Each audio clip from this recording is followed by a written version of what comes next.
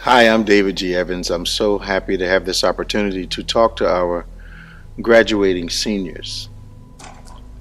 I can remember back in 1969 when I was graduating from high school a lifetime ago that I had two real dominating emotions. I was very excited, but I was also very fearful of what I didn't know, at what I hadn't experienced. And my class divided into two parts. One going to college, another going right to work.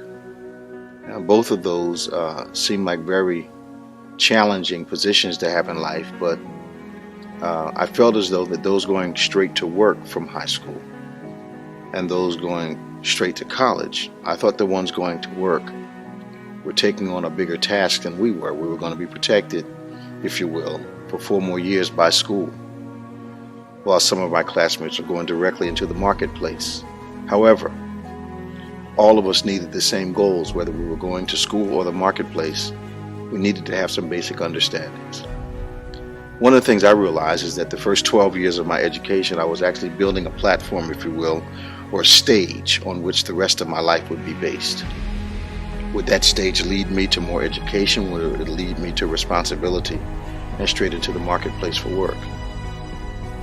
And really, I was not very confident about it. I didn't have a conversation with anyone about it because these things were not so much spoken of. But one thing I'm clear about is I graduated into a life. We were struggling with civil rights in the 60s, and the culture was shifting to flower children and Vietnam War, and all that kind of stuff was going on. Changes in music, changes in lifestyles, cultural questions every 45 days, asking what kind of life did you want to live. The music was shifting at the same time.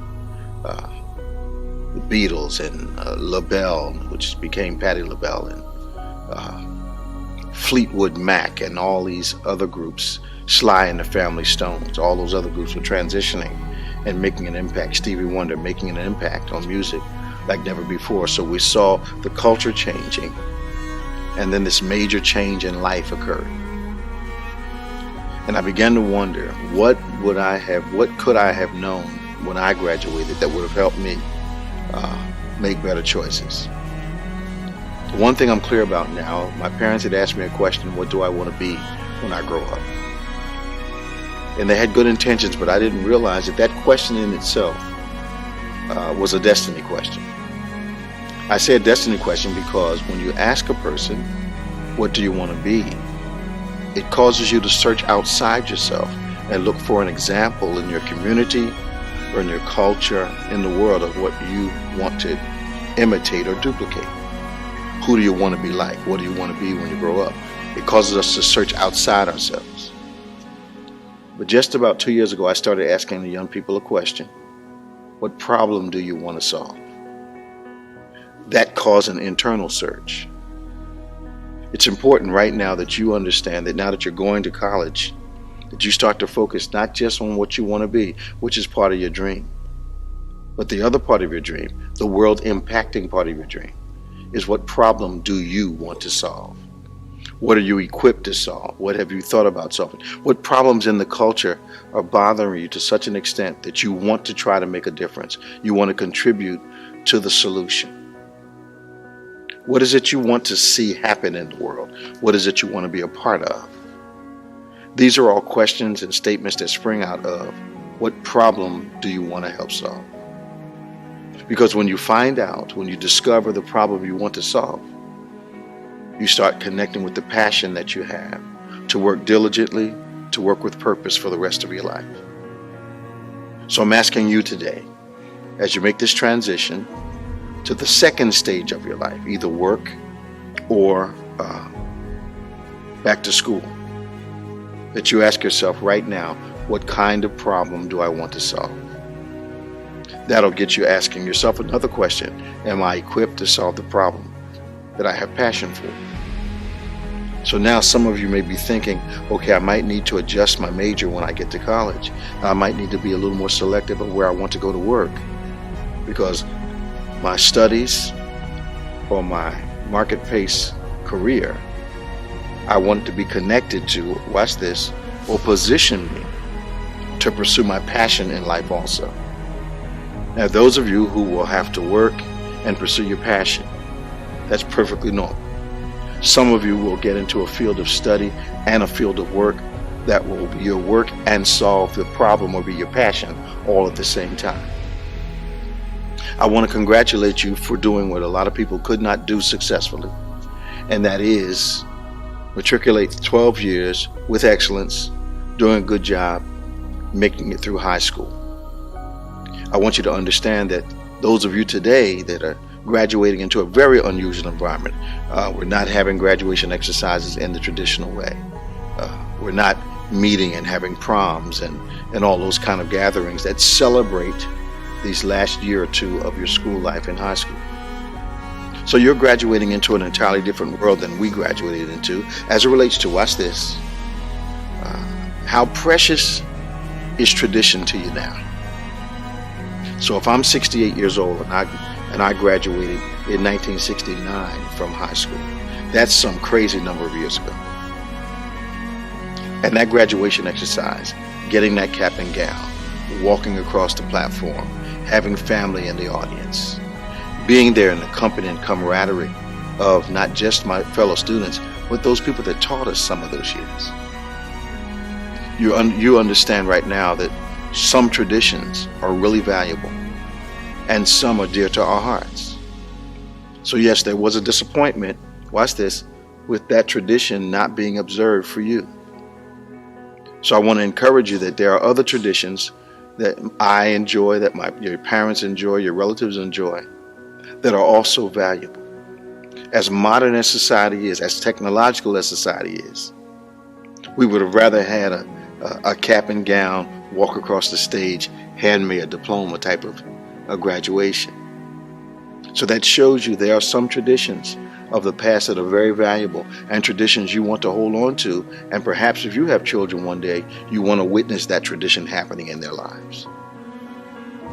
So we understand the value of tradition as we graduate, as we shift to the next dimension in our lives. But we also understand the need for a new focus.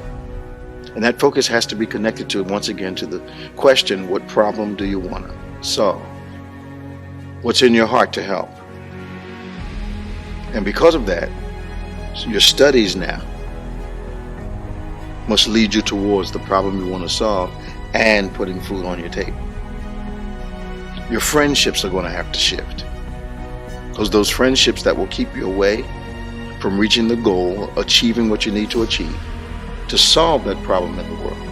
You must be selective, watch this now, about those influential friendships that you have. You got to be careful about love relationships. Those love relationships that either promote you going towards your goal, or those relationships that distract you from your goal. I need you to remember, people that don't feel like they have hope for a future love distracting people that they perceive have a future. So someone that watches you come from a strong family home will want to pull you out of that if they didn't have it. Some that don't have a hope. I want to talk to young ladies about your boyfriends and your men. A man that cares about you doesn't want you to get pregnant before you accomplish your goals. A man that thinks about you and is in love with you and your future does not want to interrupt your life forever by causing a family to be birthed long before it's time. You don't want to let anybody ask you to give up what they can't replace. So I want you to be encouraged today. You're going to have to be careful about what you study. Specific about who your friends are going to be. Do they hurt or do they help? Recognize life distractions when they happen. When a life distraction is being introduced to you. Figure out what behaviors are right. Continue to nurture your parents' support if you have it. Continue to nurture support of your extended family. In other words, be someone they can look up to.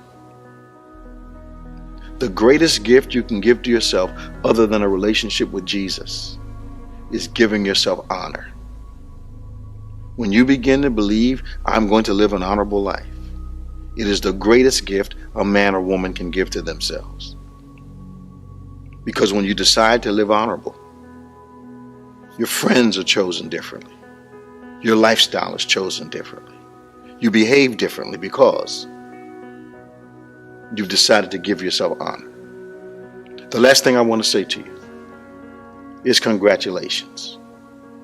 Hasn't always been easy every day. There's been challenges, whether school or home or out among the people. But you've made it. You've successfully completed the first lap. The Bible tells us to run the race that is set before us. The Bible also tells us to run and not get weary. What I want to leave with you is this. Everyone you admire, every single person you admire, whether celebrity or athlete, politician, doctor, lawyer, whoever you admire, they have mastered doing the same thing every single day. They love the process because of the result that it produces. I want to encourage you. Live a structured life until that structure becomes a part of who you are. Don't allow distractions to get in the way and take you away from your mission in life, which is to reach your goals. Thirdly, in the face of difficulty, remember that God is always with you. Nurture your relationship with Him. Discover who your mentors are supposed to be. Learn to listen to wisdom. And I believe this graduation, you'll look back at it one day and say, this was the beginning of the rest of my life. I'm Bishop David G. Evans, and I approve of this message.